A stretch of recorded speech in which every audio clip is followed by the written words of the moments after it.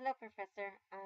In case you haven't familiarized yourself with me yet, I am one of your students, Brenda Peñalosa, and I would have to admit that this is probably one of my best finals yet. So I'm gonna answer your questions by indicating which question I'm at by showing a note card. For instance, question number one. Throughout this course, I've had one or two strong speeches and one or two not so strong speeches. However, my strongest speech would have to be my college and university speech, where I attempt to persuade my audience to learn their opinions before committing. I believe this is one of my strongest speech because of my eye contact, my straight posture, and my voice projection. Overall, it was a strong speech because I had to experience it myself. I spoke from my own experience.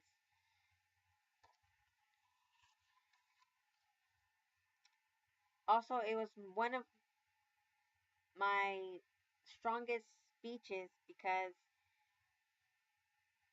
I spoke to the audience rather in a conversational way instead of a speech way.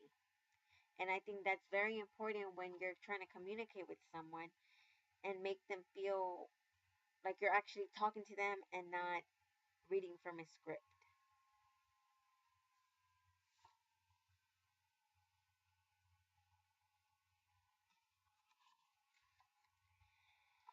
For my story speech, I used a combination of time order and logical order.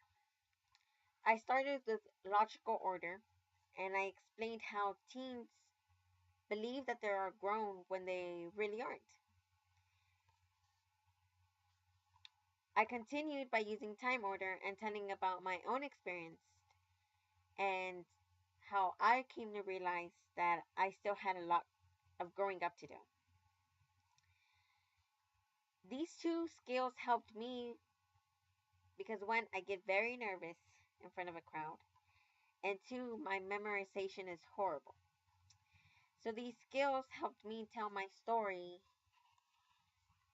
by not having to strain my brain to memorize everything. It was just, it's something that happened.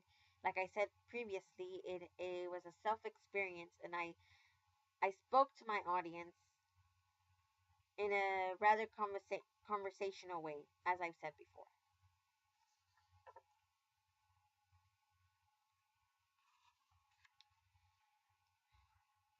During my informative speech, I spoke about voting privileges. I presented the speech with with the method of explaining. I used this and allowed my audience to notice this method by giving historical reference. I spoke of our president, the amendments, and of course, statistics. Sorry, excuse my language.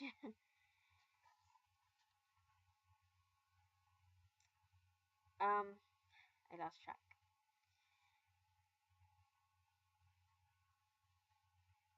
I used this method in order to explain our historical our historical reference behind voting and how it came to become a privilege, and also to emphasize that voting was a privilege, in fact.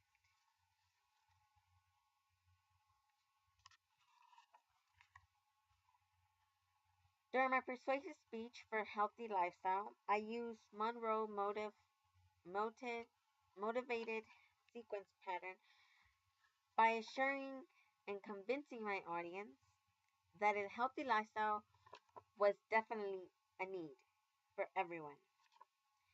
Along with, I used eye contact, straight posture, and I focused on a specific group of individuals.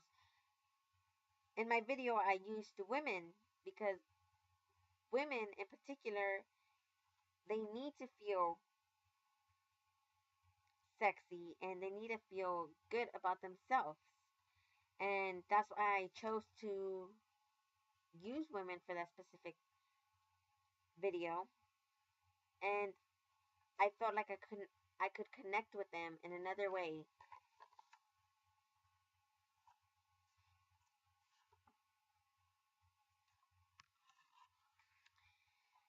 In order to better my performance and class as a whole, I could have chosen a better atmosphere, used more visuals. Of course, visuals attract people's attention, and I could have used a lot more of them. And I could have worked on my introductions, getting people's attention. Like I said before, I have a problem speaking in public, and I am a very shy person.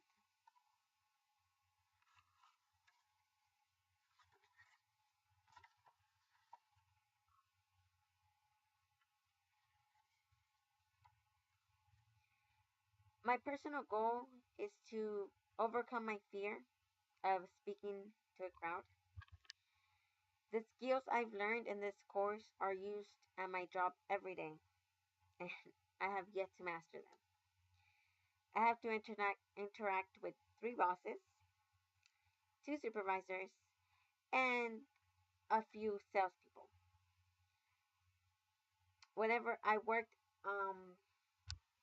at a RAF Aviation, and whenever a problem appears and comes up, I have to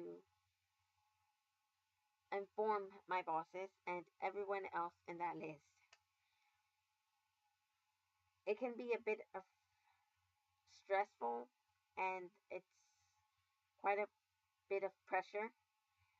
However, if I plan on owning, managing, or being a boss myself one day,